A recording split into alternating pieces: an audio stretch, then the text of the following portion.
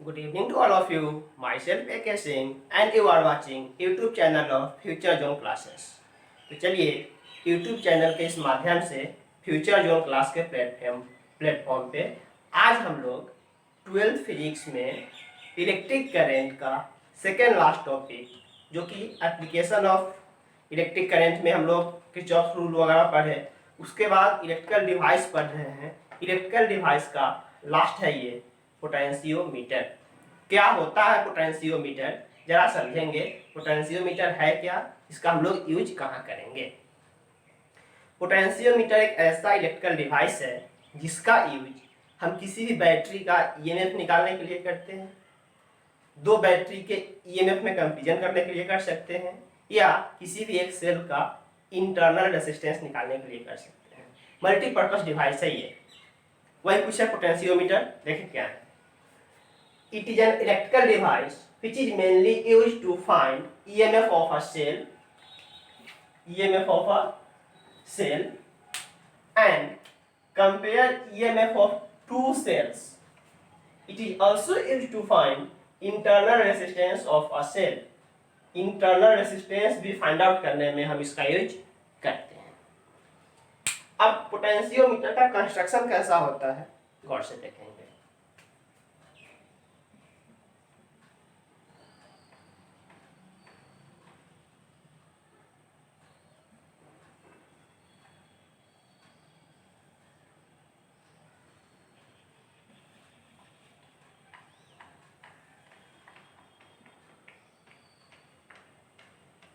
यही है आपका पोटेंशियोमीटर, जिसमें ए बी जो लेंथ दिखाई दे रहे हैं ये जनरली 3 मीटर टू 10 मीटर के आसपास होते हैं। 3 मीटर से लेकर 10 मीटर का ये लेंथ होता है। अब इस लेंथ को आप सिंगल एक प्लेटफॉर्म पे डाल दो, और नहीं तो कुछ ऐसे राउंड ऑफ करके डाल दो ताकि कम लेंथ में काम चल जाए। बट ये ए से बी का जो लेंथ होता है वो जनरली 3 मीटर से लेकर के 10 मीटर के आसपास का ये लेंथ आता है। यहाँ पर एक सेल लगे होते हैं जो कि प्राइमरी सर्किट का सेल है। मान लो कि इसका ईएमएफ कुछ ई ऑफ पोटेंशियोमीटर पी दिखा रहे हैं। यहाँ पर एक वेरिएबल रेजिस्टेंस है। वेरिएबल रेजिस्टेंस का सिंबल आप जानते हो, यही होता है। और नहीं तो वेरिएबल रेजिस्टेंस को हम लोग ऐसे भी दिखाते हैं, ये सिंबल होता है। और नहीं तो ऐसे करके ये सिंबल भी होता है वेरिएबल रेजिस्टेंस का। तो ये एक वेरिएबल रेजिस्टेंस है, मींस अकॉर्डिंग टू नीड इसका वैल्यू हम कम ज्यादा कर सकते हैं।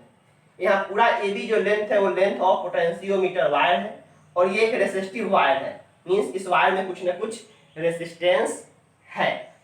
कुछ ना कुछ सर्किट से ऐसे करंट बन के आएंगे, जो करंट होगा इससे फ्लो करेंगे। ये पूरा लेंथ आपने मान रखा है कि पूरा लेंथ जो है वो एल लेंथ का ये रेसिस्टिव वायर है, जो कि L by convention 3 metre to 10 metre के आसपास का आता है। अब इसमें पहला चीज, अगर किसी सेल का ईएमएफ अपने को निकालना है तो उसके लिए क्या करेंगे। जहां से रेसिस्टिव वायर स्टार्ट हुआ है, जिस सेल का ईएमएफ निकालना है उस सेल को यहां कनेक्ट करेंगे एक गैल्वेनोमीटर के साथ। एक गैल्वेनोमीटर के साथ इस सेल को क्या करेंगे, कनेक्ट करेंगे, और जॉकी के सहारे इसको इस प्लेटफॉर्म पर इधर से लगा देंगे। अब यहाँ पे गैल्वेनोमीटर लगाने का मतलब कि जब आप पहले से कुछ कंस्ट्रक्शन आप यूज करो। Here AB is a resistive wire whose length is about 3 to 10 meter, 3 meter to 10 meter. See, EP EMF of potentiometer.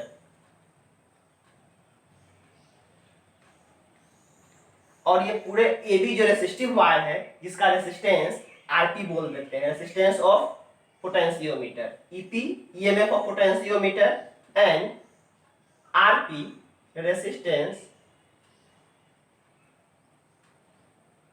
Of wire A B, resistance of wire A B. इस A B wire का total resistance कितना है? RT, resistance of potentiometer. अब यहाँ के resistance के according, चूंकि resistance कम ज्यादा करेंगे कॉरस्पॉन्डिंग करंट बनेगा। कितना करंट बनेगा उसके लिए अपने ओम्स लॉ लगा करके वैल्यू निकाल सकते हैं। हम उन वैल्यू को डिस्कस नहीं कर रहे हैं, हम सिंपल कर रहे हैं कि यहाँ पर कोई एक करंट आई जनरेट हो रहा है। सही। ए बी क्या है? पोटेंशियोमीटर का वायर का लेंथ है, जो कि 3 मीटर से लेकर के 10 मीटर के बीच का होता है। ईपी ईएमएफ ऑफ पोटेंशियोमीटर है, और RP resistance of wire A B का। और यही एक ईएमएफ है, सेल है, जिसका ईएमएफ अपने को निकालना है। कैसे निकालें? इसमें एक चीज कर सकते हैं ना, इस ए बी सेक्शन में कितना पोटेंशियल आएगा? आई इंटू आर का।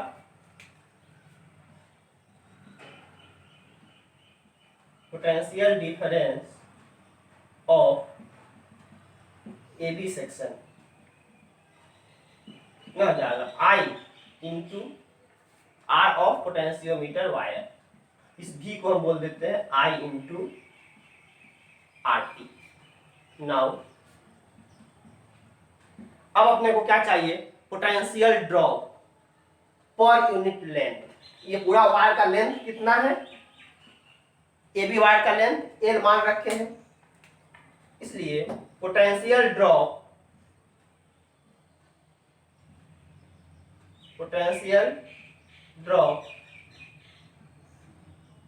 पर यूनिट लेंथ, जिसको फाई से बोल रहे हो, फाई क्या हो जाएगा? V by L. Total L length में कितने का पोटेंशियल है? V का। पर यूनिट लेंथ में कितने का पोटेंशियल हो जाएगा? V बाई एल का। मीन्स इस फाई को हम लिख सकते हैं I into R P by L. Second equation means इस पोटेंशियोमीटर वायर पर, इस पोटेंशियोमीटर वायर पे पर यूनिट लेंथ के हिसाब से कितने का पोटेंशियल ड्रॉप आ रहा है। सही। अब यहां पे पहला इसका एप्लीकेशन करते हैं। पर इतना आप करो तो इतना लिखो।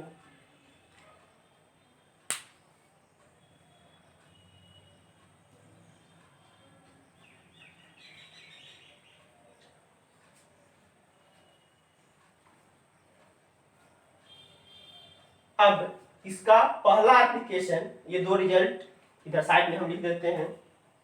फाई कितना है? I into R P by L, और भी इसका जरूरत नहीं पड़ेगा। चलिए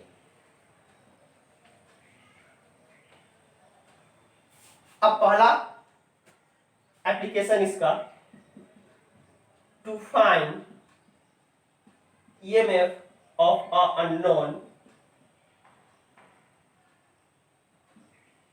cell। वापस से इस फिगर को दोबारा से बनाओगे इस फिगर के नीचे। यही अपने पास अननोन, यही अननोन सेल है, यही अननोन सेल है जिसका ईएमएफ अपने को निकालना है, इसका ईएमएफ अपने को निकालना है। अब इसमें हम करते क्या है, जब हम जॉकी के सहारे इसको टच किए तो हम यहाँ पे ऐसे पॉइंट को टटोलते हैं, ऐसे पॉइंट को जज करते हैं जहां पर इस गैल्वेनोमीटर का डिफ्लेक्शन 0 आ जाए। मींस इस गैल्वेनोमीटर से कोई करंट फ्लो ना करे। Let L1 be the length from end A। इस end A से L1 डिस्टेंस पे let L1 be the length from end A where deflection in galvanometer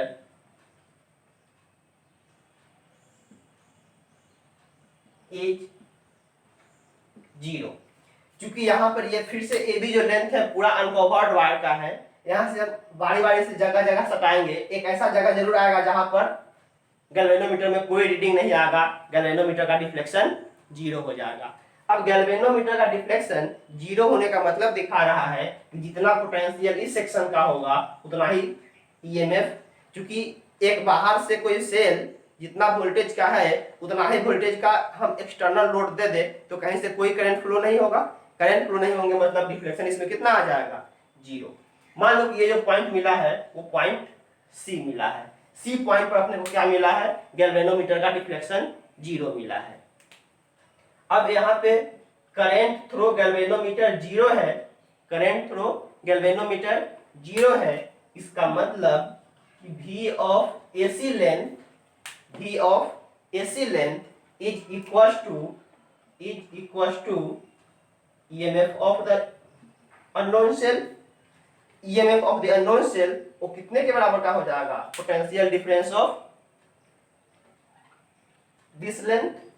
तो EMF ऑफ अननोन सेल जिसको आप E बोल रहे हो क्या हो जाएगा, V of AC, AC length का वोल्टेज कितना हो जाएगा, पोटेंशियल पर यूनिट लेंथ पे आप निकाल रखे हो 5 इंटू L1 उसका लेंथ है, इस लेंथ पे जाकर के आप ये वैल्यू निकाले हो।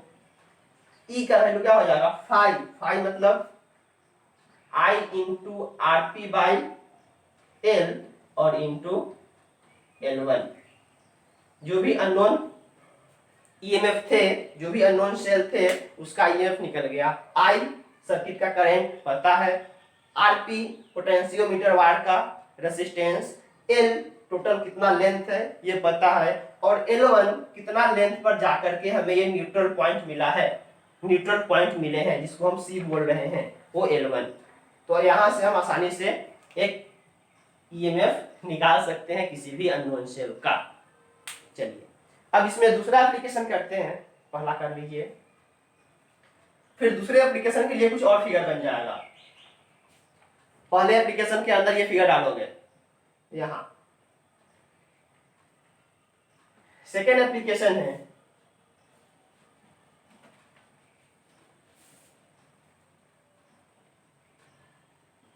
टू कंपेयर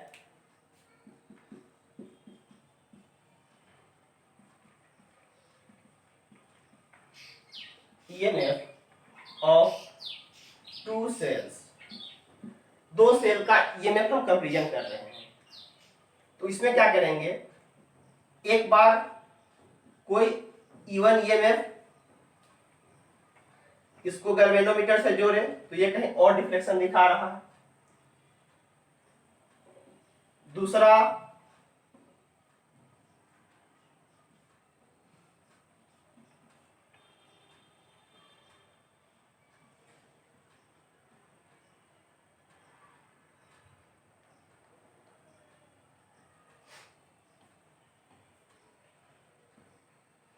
यहाँ ये जो की बना हुआ है ये टू वे की है, मतलब एक बार इसको कुछ अरेंजमेंट करके इस की को हम ऐसे सटाएंगे, जब इस की से सटेगा तो इवन वाले से करंट जाएंगे, और जब इस कुंडी को घुमा के नीचे कर देंगे तो ये कि इससे सट जाएगा, उस केस में E2 से करंट जाएंगे। इस पूरे सेक्शन को बोलते हैं टू वे की। एक बार कनेक्शन E1 से होगा, दूसरे बार कनेक्शन E2 से होंगे। यहाँ गैल्वेनोमीटर लगा हुआ है, जब कि E1 बैटरी से कनेक्टेड थे उस समय मान लो कि ये जो डिफ्लेक्शन पॉइंट दिखा रहा था गैल्वेनोमीटर का वो L1 लेंथ पर दिखा रहा था, और जब E2 वाले से कनेक्शन हुआ था तब L2 लेंथ पर जा रहे थे। इसमें इस फिगर से हम कह रहे हैं लेट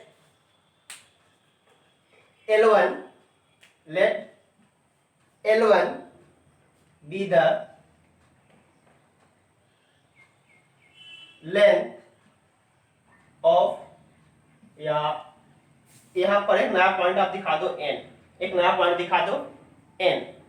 अब ये n क्या है, न्यूट्रल पॉइंट है, कब का, जब E1 से कनेक्टेड है तब, E1 से कनेक्टेड है तब, और कोई n डैश पॉइंट मिल जाएगा जब वो E2 से कनेक्ट होंगे तब, क्योंकि अलग अलग सेल है तो अलग अलग डिस्टेंस पे जाके न्यूट्रल पॉइंट मिलेगा।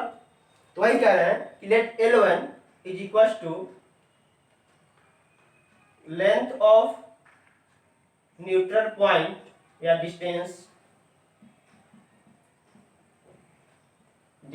Of neutral point from A. L1 कुछ distance है neutral point from A when E1 is closed with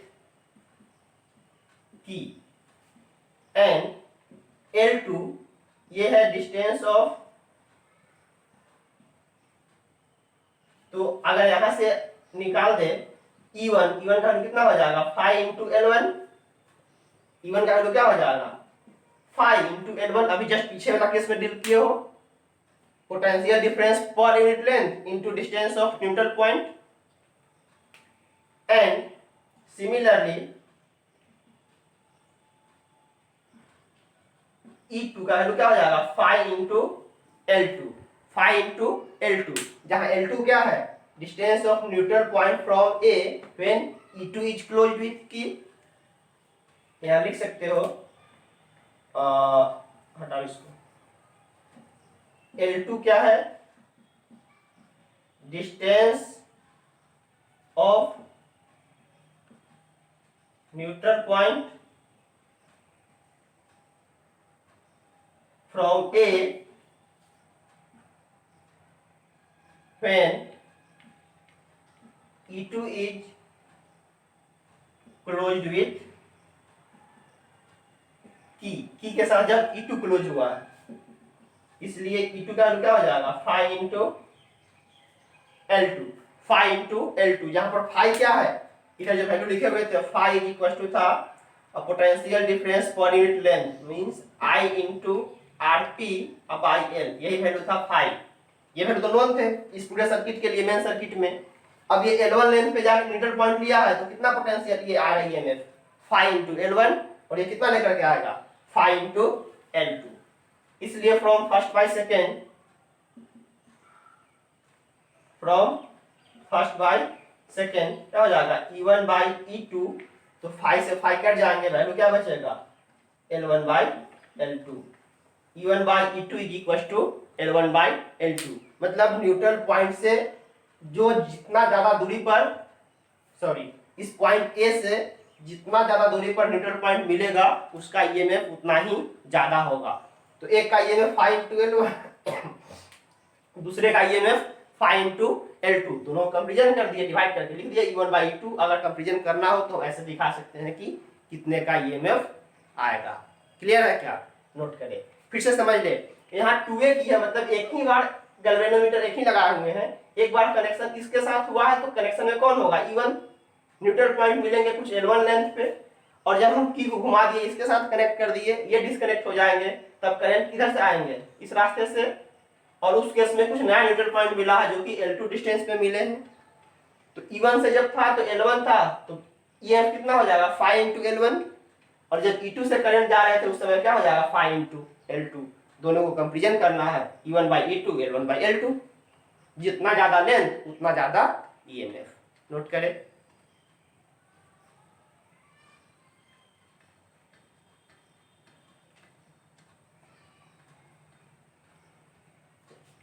अब तीसरा केस डील करते हैं, to find internal resistance of a cell. किसी भी सेल का इंटरनल रेसिस्टेंस निकालना। To find internal resistance of a cell, किसी एक सेल का क्या करना है इंटरनल रेसिस्टेंस निकालना है। चलिए इस सेल का इंटरनल रेसिस्टेंस निकालना है, जोड़ दीजिए यहाँ पर, यहाँ यही इसका इंटरनल रेसिस्टेंस है। बाहर से एक लोड रेसिस्टेंस डाल दो जिसको R डैश कह रहे हैं, और वापस से इसको वही काम करेंगे 2A की से जोड़ेंगे, यहाँ फिर जोड़ेंगे 2A की से। एक बार इसका कनेक्शन इसके साथ करके देंगे और एक बार कनेक्शन इसके साथ करके देंगे, या फिर ऐसे मत जोड़ो, गलत काम कर रहे हैं। इसको ऐसे मेनली जोड़ो और यहाँ पर ले जा करके एक की लगाओ, सिंगल, टू वे की नहीं, सिंगल की।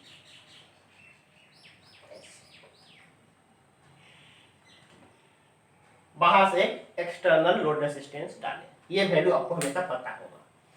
अब यहाँ जिस बैटरी का हमें ईएमएफ इंटरनल रेजिस्टेंस निकालना है, जब की ओपन होगा, गौर से समझेंगे, जब की ओपन होगा तो यहाँ से करंट इस रास्ते से आने नहीं देगा, जो भी करंट होंगे कैसे निकल जाएंगे, ऐसे निकल जाएंगे। जब की क्लोज करेंगे, जब की क्लोज करेंगे तो इधर से भी करंट जाएगा, इधर से भी करंट जाएंगे। उस केस में इसके बीच का जो पोटेंशियल होगा, इस सेंस में जो पोटेंशियल होगा वो क्या होगा, अवेलेबल पोटेंशियल मान लो V' हो जाएगा। R' वाले में जो पोटेंशियल हो जाएगा वो क्या हो जाएगा, V' हो जाएगा, और V' हो जाएंगे और इसका ईएमएफ मान लो समथिंग कुछ ई रहा होगा। तो इस सेंस में हम डिस्कस करें क्या है। फिर से मान लो यहाँ पर L1 क्या है, लेंथ ऑफ न्यूट्रल पॉइंट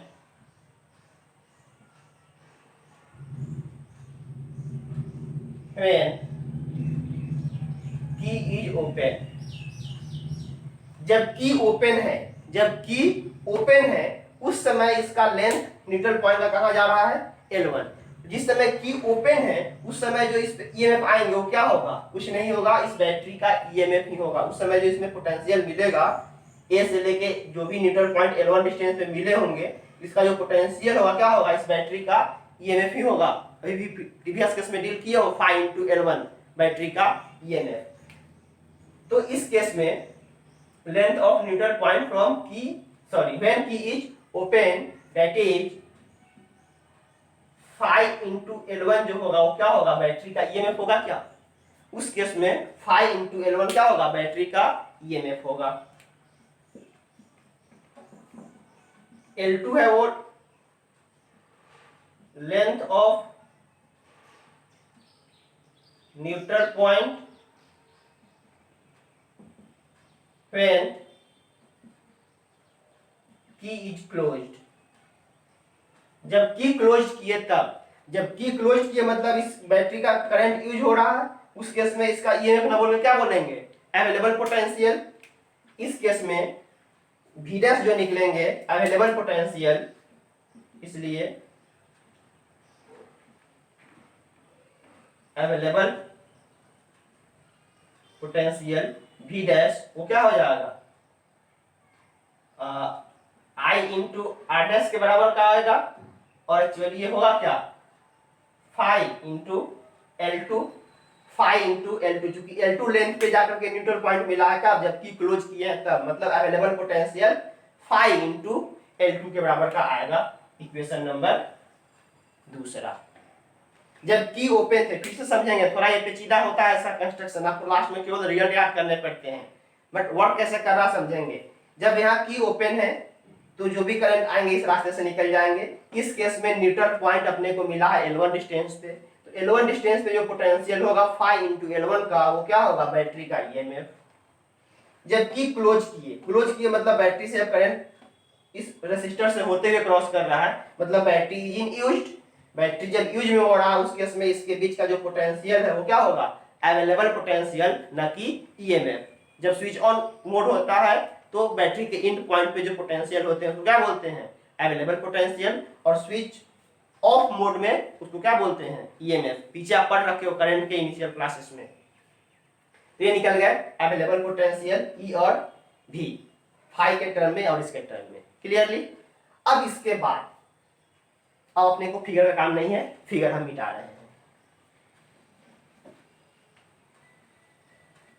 अब बैटरी जब यूज हो रहा हो तो आप ऐसे जानते हो V इज इक्वल टू क्या होता है, E minus I R. V is equal to E minus I R. यहां से R का वैल्यू निकालो, I इंटू आर का क्या हो जाएगा, E माइनस V। तो V नहीं होकर यहाँ क्या हम V' यूज कर रहे हैं, तो यहां से हमें चाहिए R की जगह पर E minus V' by I। चलिए E का वैल्यू आप यूज करो, E की जगह क्या लिख सकते हो, 5 × L1 माइनस V' की जगह पे 5 × L2, और I की जगह पे क्या, I की जगह पे V/R' यूज कर सकते हैं। आई की जगह पे V dash by R dash, इस आई की जगह पर एक बार आप यूज कर वैसे ई माइनस वी डैश, और इस आई की जगह पर गौर से देखो V dash by R dash, V dash by R dash. एक स्टेप आगे अगर बढ़ा दूं तो रिजल्ट कितना हो जाएगा, E minus V dash by V dash into R dash. E की जगह पर क्या लिख सकते हैं, five into L1 minus five into L2 by V dash है तो फाइव इंटू L2 और into R dash into R dash.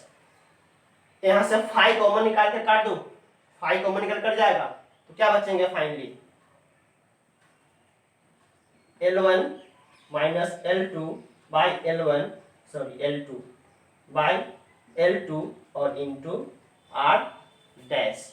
इसको इस रिजल्ट के रूप में याद रखो, और नहीं तो डिवाइड करके ऐसे भी लिख सकते हो, L1 by L2, L1 by L2 minus 1 into R dash. मतलब आपके पास निकल गया internal resistance R is equal to L1 minus L2 by L2 into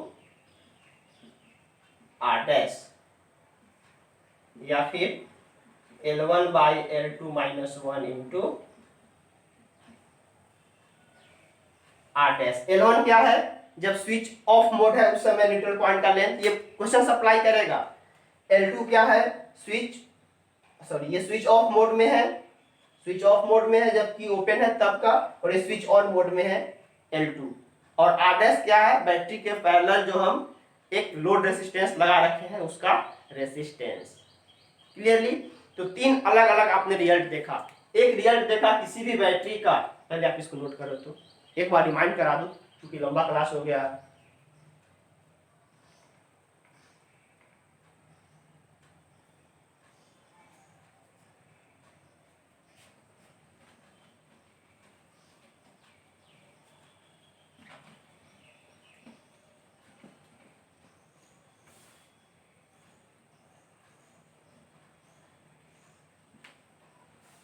potentiometer का फिगर आपको याद करके रखना पड़ेगा। यहाँ ई पोटेंशियोमीटर, यहाँ वेरिएबल रेसिस्टेंस ऐसे लगे हुए थे, यहाँ एक पोटेंशियोमीटर वायर का पूरा लेंथ था, इस पूरे लेंथ को हम लोग एल बोल रहे हैं। जनरली ये एल 3 मीटर से लेकर 10 मीटर के बराबर का होता है।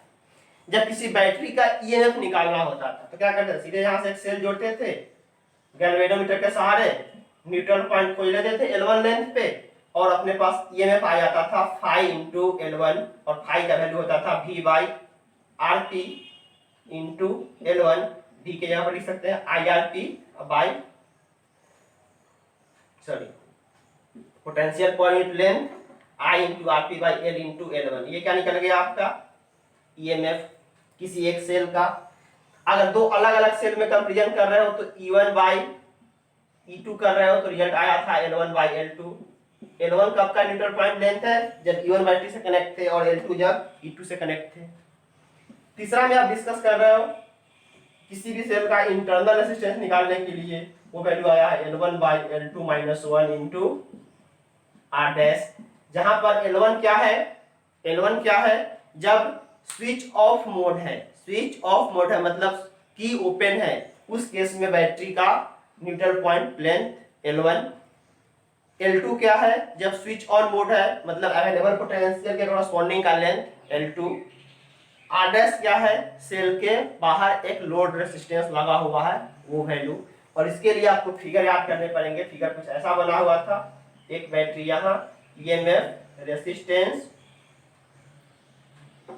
यहाँ पर गैल्वेनोमीटर, और दूसरा बाहर से हम लगाए थे यहाँ पर लोड रेसिस्टेंस आर डैश, और इसको हम लोग की के सहारे जोड़े थे, की के सहारे जोड़े थे। की ओपन तो पूरा करंट केवल इस सेल से जाएगा, और की जब क्लोज तो यहाँ से जाएंगे, उस केस में पोटेंशियल जो क्या बन जाएगा, अवेलेबल पोटेंशियल। तो यही है पूरा पोटेंशियोमीटर वायर का वर्किंग प्रिंसिपल, और यहीं पे आप लोगों का करंट पूरा पूरी खत्म होता है।